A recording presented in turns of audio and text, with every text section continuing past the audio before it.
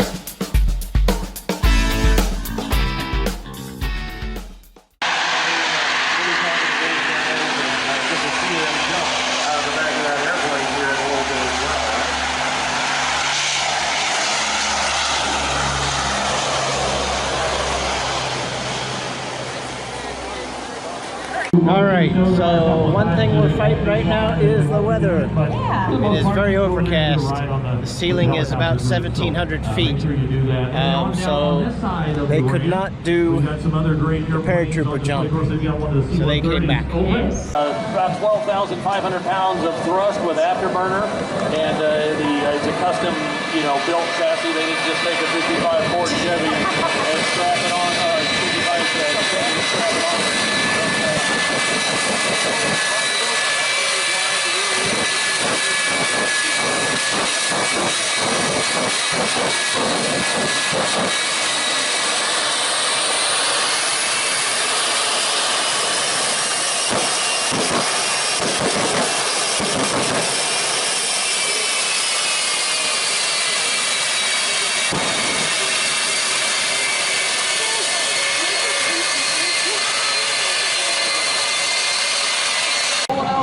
Onto the runway now in that jet truck. He'll get things situated, make sure he's dead center of the runway, and he will come screaming this way. So make sure it happens fast.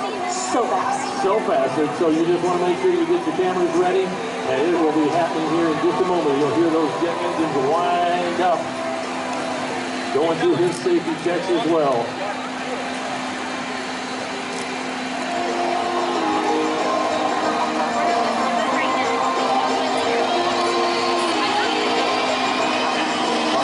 In. Everything's looking good. Got her spooled up. Hot Streak 2 is about to head this direction. Make sure you get those cameras ready and be on that button because it's going to go by fast. Are you going to plug your ears or no? Can you video record? Mommy has to. Here we go! Follow.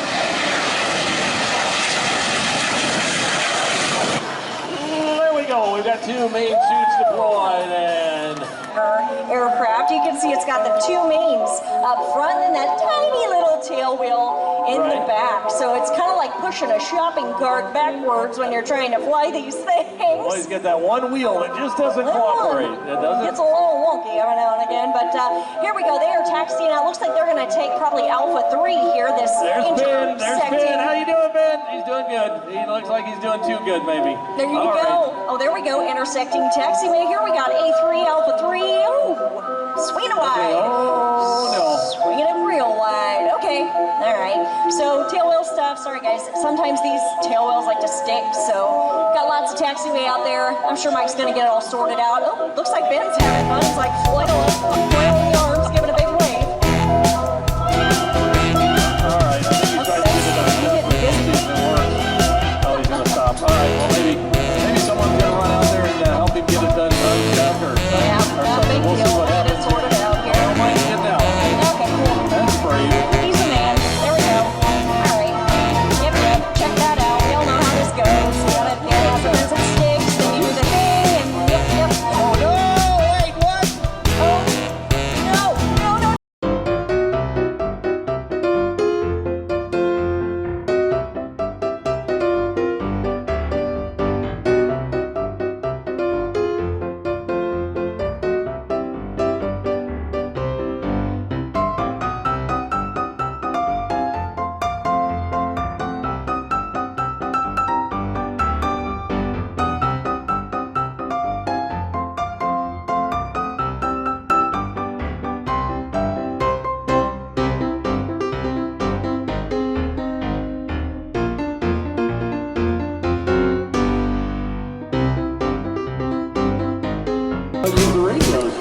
I know this is well. This took a little turn. Then it's taken a turn in the dive. I feel like he's got targets out there. There's like people in the pilot field out there, and he's just trying to say hi. Oh, he's got it down the runway now. That's not bad. That looks like my first flight lesson. I know. There. All right, Mike. Maybe Mike's got it. He's down. He's down. He's down. He's down. Okay. He's down. He's down. Oh. Nope. No. Oh, get out of the ground, Mike. Get out. You know, I think Larry Coke's out here, my flight instructor that taught me how to fly out here. He's probably like, "What, Aaron? I hear Aaron, but I feel like I'm seeing Aaron flying right now at STJ." Okay, all right, maybe not.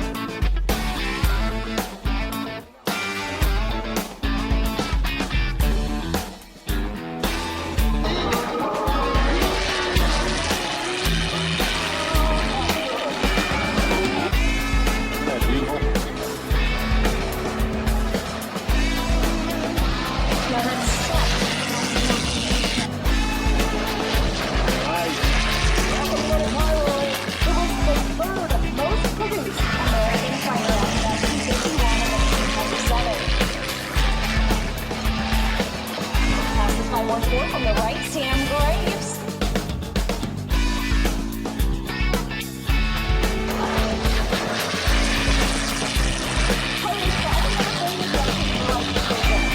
Columbia, do I have any tigers out there? Oh, no, I do.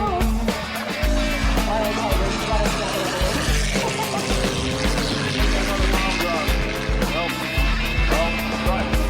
Brings in lots of dignitaries and has a town hall to do as well. Bring us on the left. Watch this.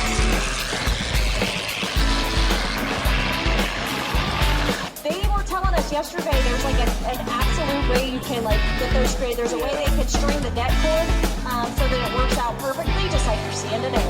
Patience and resources to protect Missouri's assets. Over 80,000 people have gathered to watch. Among the airplanes lined up on the runway is one like you see here today, Mr. Mulligan. Owner Benny Howard had just raced the airplane nonstop from Burbank, California to Cleveland to win the Bendix Trophy, a cross-country race of over 2,100 miles. Air races in the 1930s were major events. The pilots were national celebrities and the prize purses were huge. Since the airplane was in Cleveland, owner and builder Benny Howard decided to enter Mr. Mulligan in the Thompson Pylon race. He asked his friend and race pilot Harold Newman to fly it. A closed course race around the pylons is a very different profile than a long distance race like the Bendix. The Thompson Trophy race is delayed for weather, and the airplanes and pilots are getting hot. Mr. Mulligan's 850 horsepower, highly modified Pratt & Whitney engine is fighting foul plugs. Mr. Mulligan was a revolutionary airplane. Racers of that era were radical designs with single-seat, open cockpits, and marginal flying characteristics. Mr. Mulligan was a cabin design that looked like a comfortable cross-country traveling machine. That brings us to where we are now. Imagine a fleet of aircraft sitting on the runway getting ready for a racehorse start. Roscoe Turner, a famous racer, is in the pole position and a favorite to win. Steve Whitman is flying Bonzo, and another one of Benny Howard's airplanes, Mike, flown by Joe Jacobson, are among the airplanes in today's race. The weather clears. The green flag goes up. The green flag goes down, and they're off.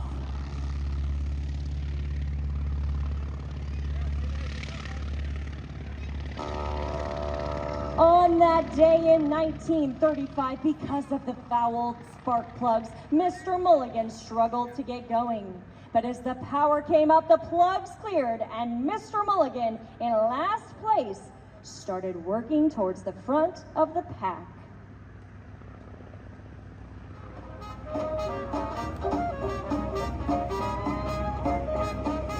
That was the golden age of air racing after World War I, the war to end all wars. The country was not focused on defense, and the racers were faster than anything that the military had in their inventory. Great strides in aviation were made by small companies and individuals involved in air racing. Benny Howard was no exception. He built several racers and was a leader in that sport. While Doug shows the speed and maneuverability of Mr. Mulligan, let's talk about this airplane a little bit. It's amazing. The airplane you see here today is a very accurate replica built over 40 years ago by brothers Jim and Bob Yunkin of Springdale, Arkansas. There were no drawings of the original, so they used photos and drawings in airplane model magazines to build the airplane.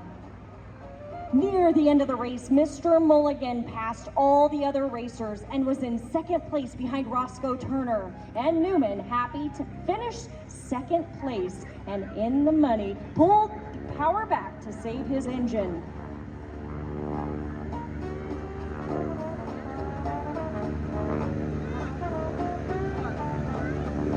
The Yunkin name is famous in aviation for many things. Jim was the designer of the first truly successful autopilot for general aviation airplanes, the Century 1, the Century 2, and 3 autopilots.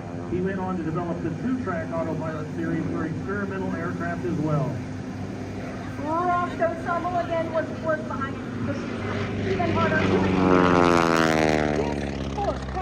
afterburner out of the race and set the stage for Mulligan to take the checkered flag. The first airplane in history to ever race from Burbank to Cleveland, loaded with fuel, it took off at 5,300 pounds. All right, ladies and gentlemen, you can see Mr. Mulligan coming back around with a checkered flag.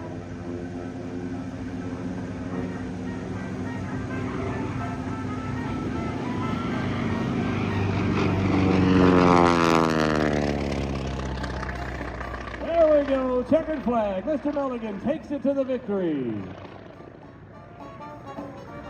The Pratt & Whitney R1340 is the same engine found in the North American T6 and produces 600 horsepower. But the propeller is longer than the T6's, and the exhaust system has 7. Beautiful, beautiful.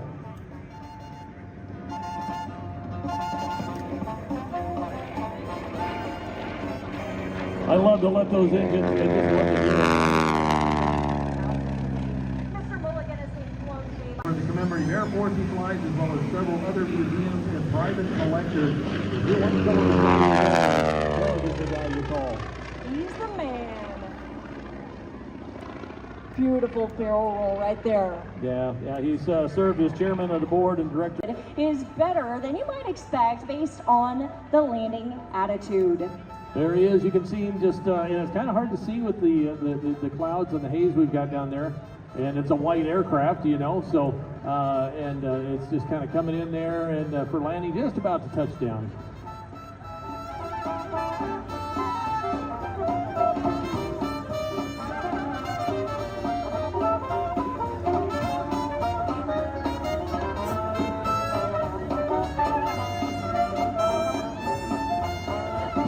Doug's got it set down, and he would love to thank his. You don't want that, y'all. You don't want that in your life, but yeah, you got your ID badge here at the announcer booth. Just come up and we'll get it to you. All AJ, right. I got some cool news.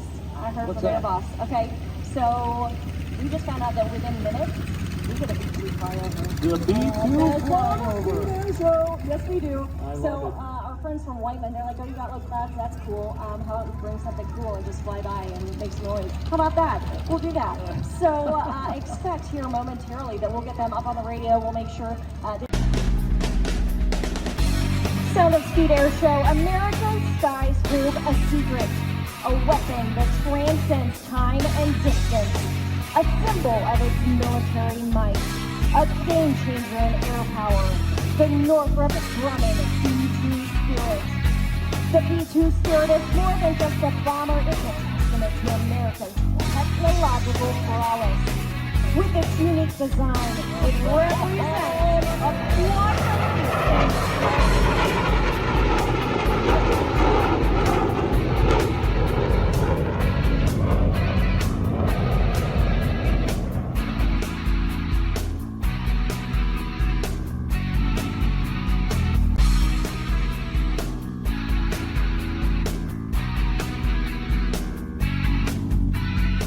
This aircraft can deliver both conventional and nuclear conditions. It's a multi-role bomber capable of unleashing massive firepower in a blink of an eye with ease.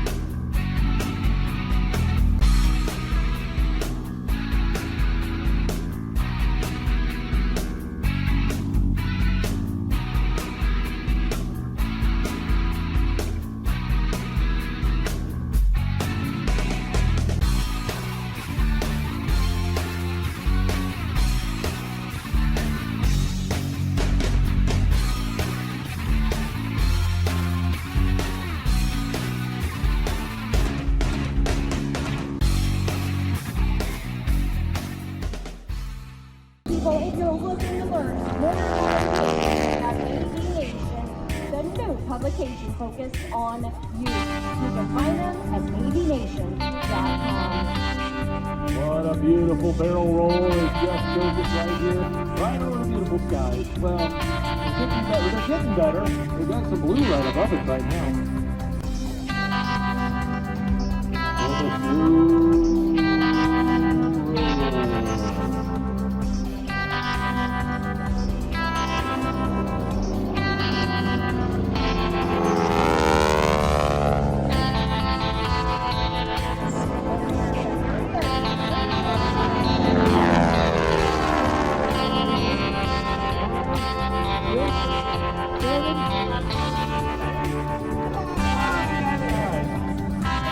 I got my count off anyway. That's good. Big photo opportunity. Yes, certainly. And that radio rumble. Good enough. And off to the side he goes. How about that?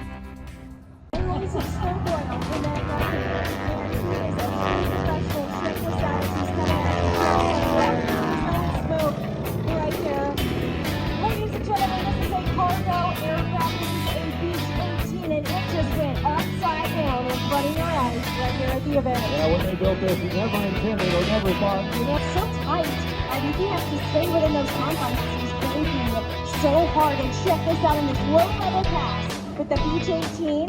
Let's see what we get. He's got it on. He's down a little bit. And check that out. Oh, right here.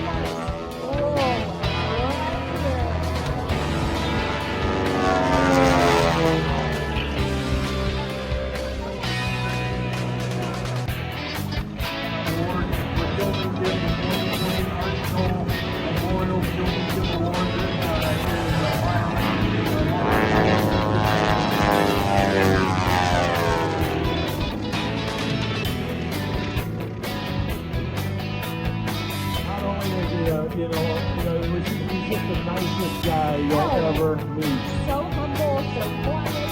Yeah, he's just incredible. Look at this as he's doing some of those moves, right? Looking at a Piper J3 Cup. He's got his little kiddo over here on the stage. Gosh, how old now? 6 years old. So, all right, well, probably tomorrow he's going to be getting a Probably has more hours than I do flying. So, have his hands up over the sky, just love where things goes. We're starting to get some blue in the sky. Oh, beautiful.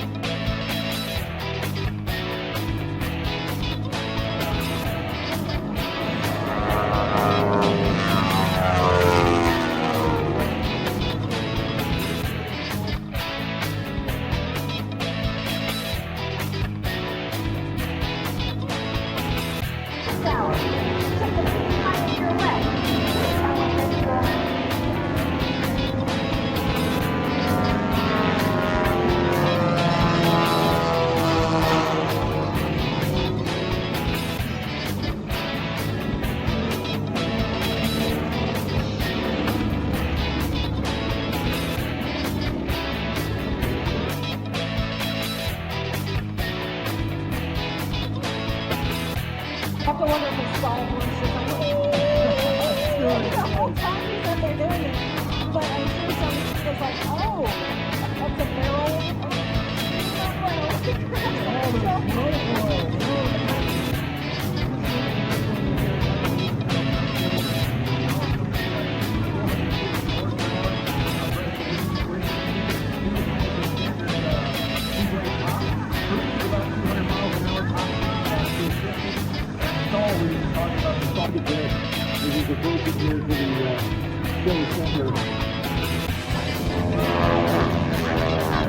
Down shot.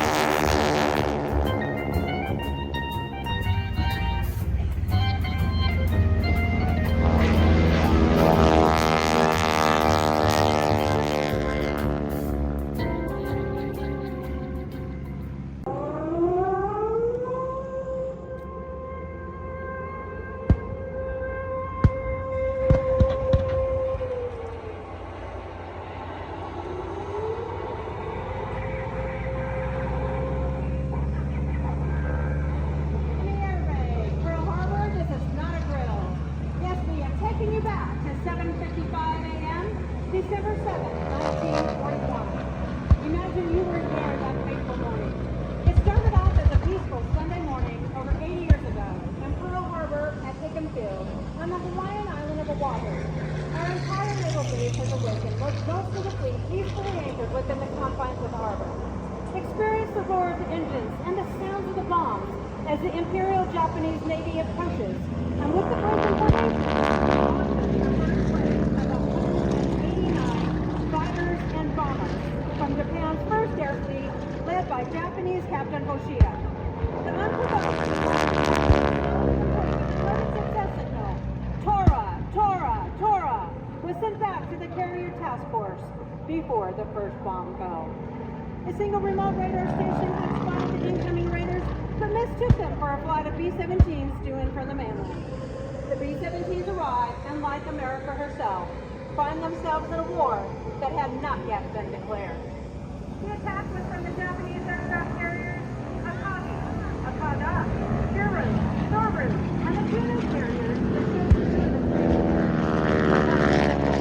destroyed the Pacific Fleet. The raid lasted for a little over 2 horrific and gruesome hours. Yes, you have a front row seat in the Pacific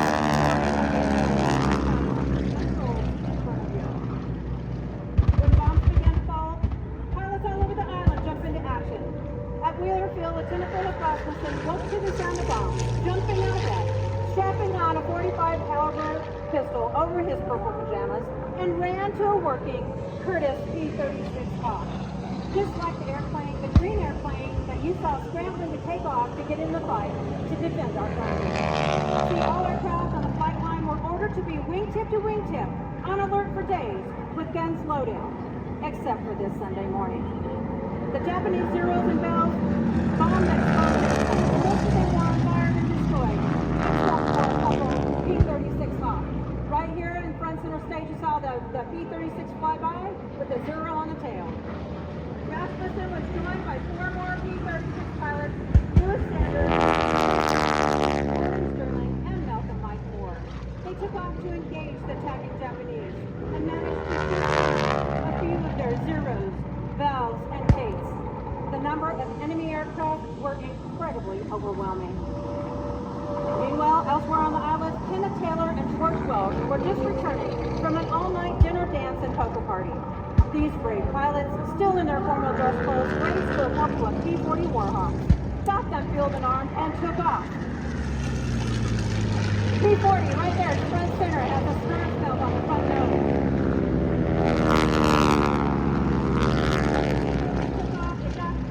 And they found themselves in the middle of a real battle. These two pilots caught up with the Japanese close to Pearl Harbor and Hickam Field and engaged the Zeros, Valves, and Cates with rounds from their .30 caliber machine guns. However, they quickly ran out of ammunition. Luckily, they were able to land at Wheeler Field, which is near the center of the island. They refueled and reloaded with .30 and .50 caliber ammo and took off once again. The 6 Japanese warplanes before their own planes were disabled. Both pilots received a Distinguished Service Cross for their actions that implemented.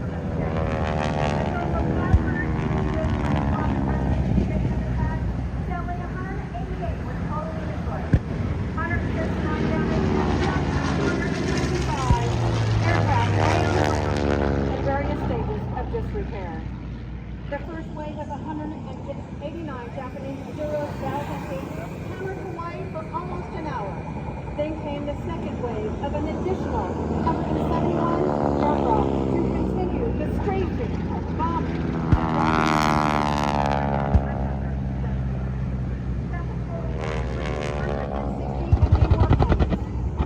As the attack proceeded at Pearl Harbor and Hickam Field, the devastation was glorified.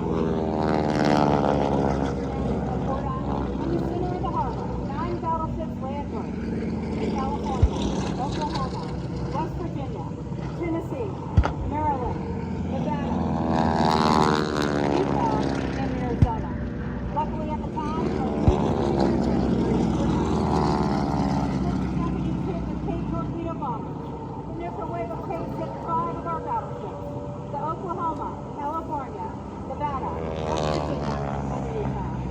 These Capes were specially equipped with shallow-running torpedoes, specifically designed for the attack on Pearl Harbor. You see, the shallow waters of Pearl Harbor would not allow the use of normal deep-running torpedoes, which leaves no question that this was a well-thought-out plan and not a surprise attack. Then came the bow dive bombers, armed with 1,700 pounds of armor-busting projectiles. Originally but were converted to aerial bombs.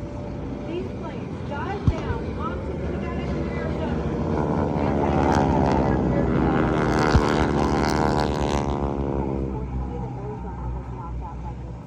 A bomb stabbed the Arizona and exploded, touching off more than 1 million pounds of gunpowder. Sailors on the Nevada watched in horror as the Arizona jumped 20 feet in the air and broke in two, forever entrapped 1,178 American servicemen in an underwater ship. The ship sank in less than 3 minutes, and still today, she remains at the bottom of the harbor. All of them who lost their lives that infamous day. At Marine Corps Air Station Ewell, Private First Class Melvin Thompson of our Army stepped out of his broadcast, and began firing on the enemy aircraft. Japanese pilot Yoshio Shiga saw Thompson firing back at them. Years later, Shiga remembered Thompson's tenacity and fighting spirit, describing the lone Marine as the bravest American I've ever seen.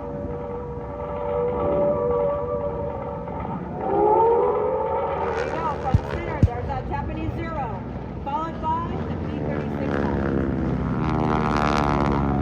Soldiers were bringing their weapons to bear and fight anything and their 45 caliber pistols or Springfield rifles. The soldiers were able to get 30 and 50 caliber belt-fed machine guns into action, bringing down numerous marauding Japanese Zeros, Bells, and Kates. Tora! Meanwhile, at Bellows Airfield, on the northeastern coast of the island, more U.S. Army pilots were racing to their airfield. Unfortunately, Zeros cheered at the same time and started training. One of these one pilots was killed in the and shot off the ground.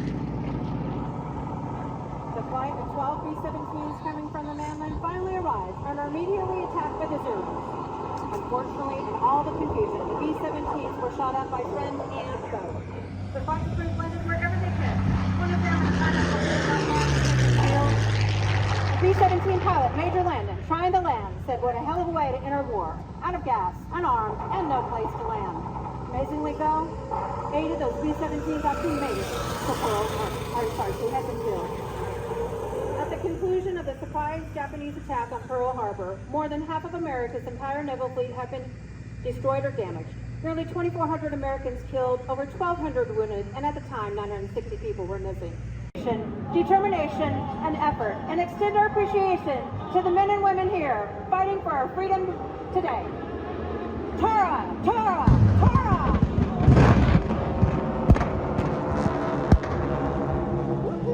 What about that?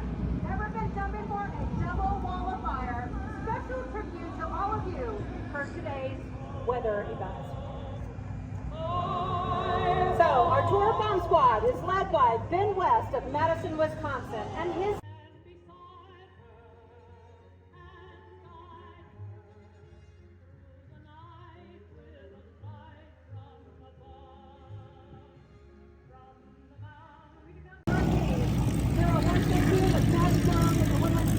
followed by 114, the dam.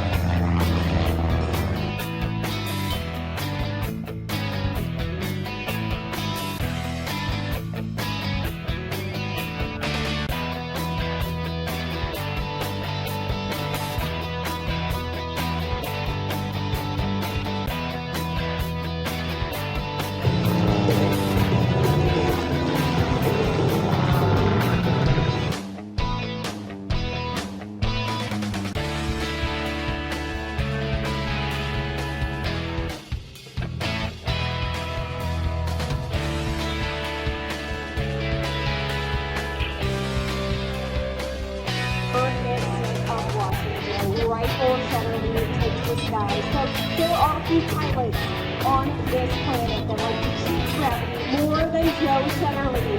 This guy flat out loves to fly. He took his first lesson as a toddler, perched on thick pillows in a snug cockpit next to his father Greg.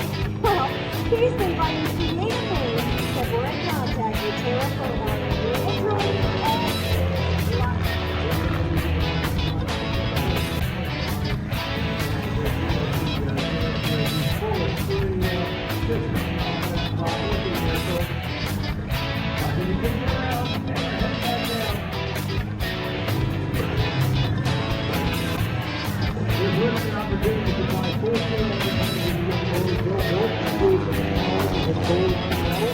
Something generations of the Southern boys that have done beforehand.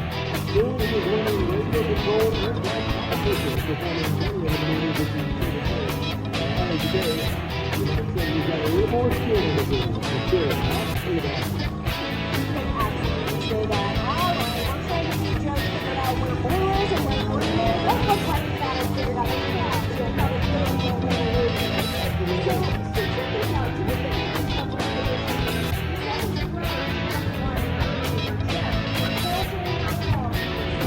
Joe's been doing some research.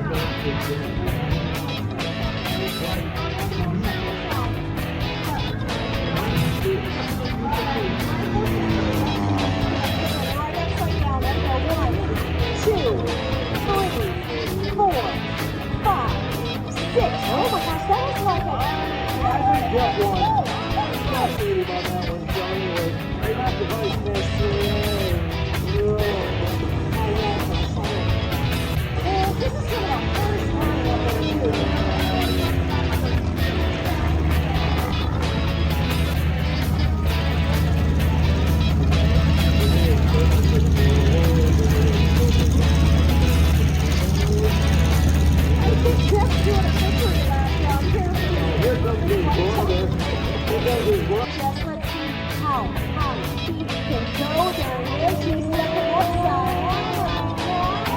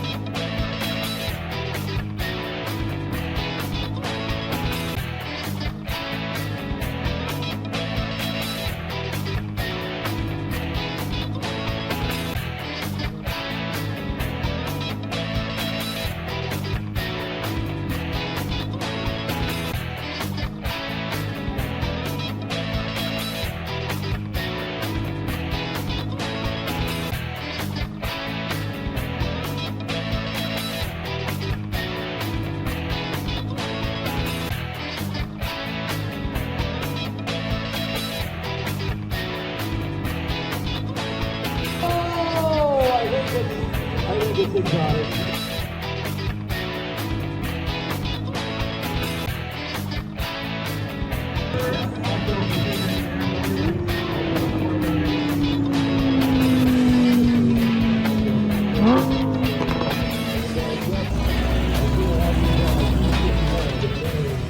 Into this airspace.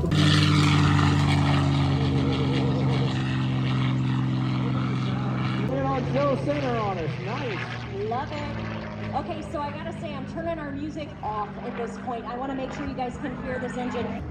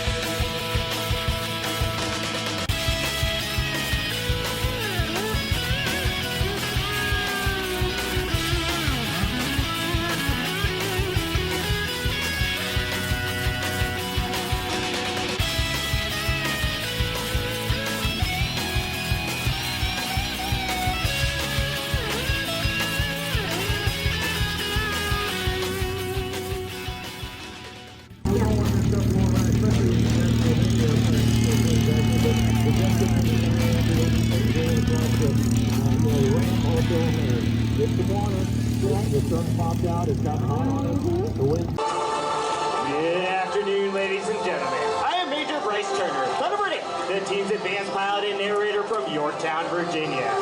It's great to be here in St. Joseph, and today I want to tell you about the Thunderbird mission.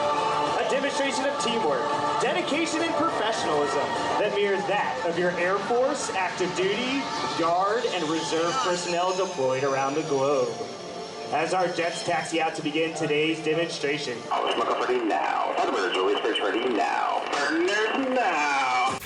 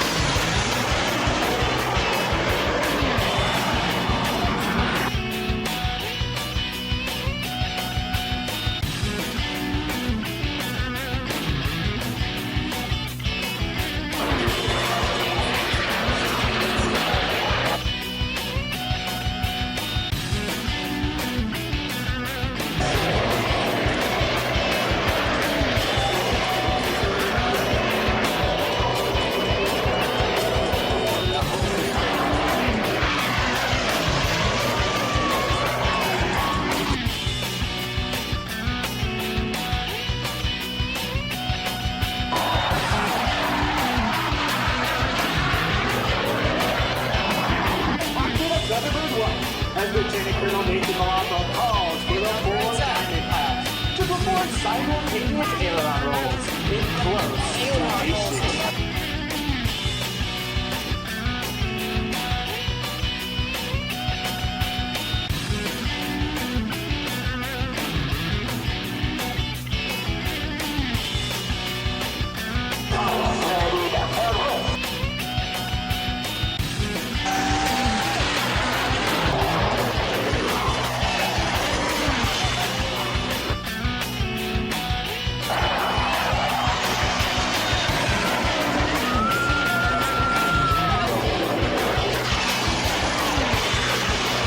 Number 5 goes in on the formation at over 500 miles per hour. Watch as he maneuvers his F-16 to intercept and overtake the diamond directly in front of you.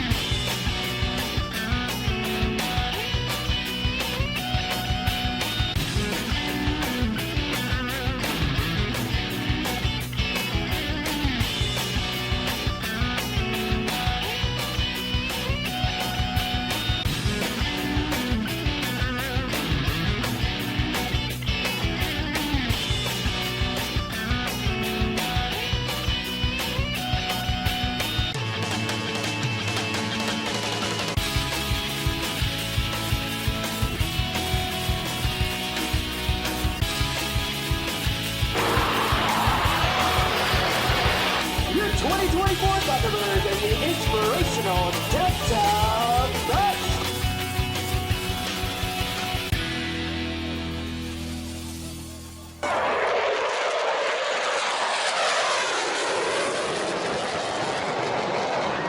All right, I am in absolute sensory overload. It was a good show. Oh man, the Tora display was excellent as always. It was neat to see Senator Graves flying a P-40 Warhawk, I'll admit. Anyway, that's going to do it for this video. Thanks for joining me. I will see you later.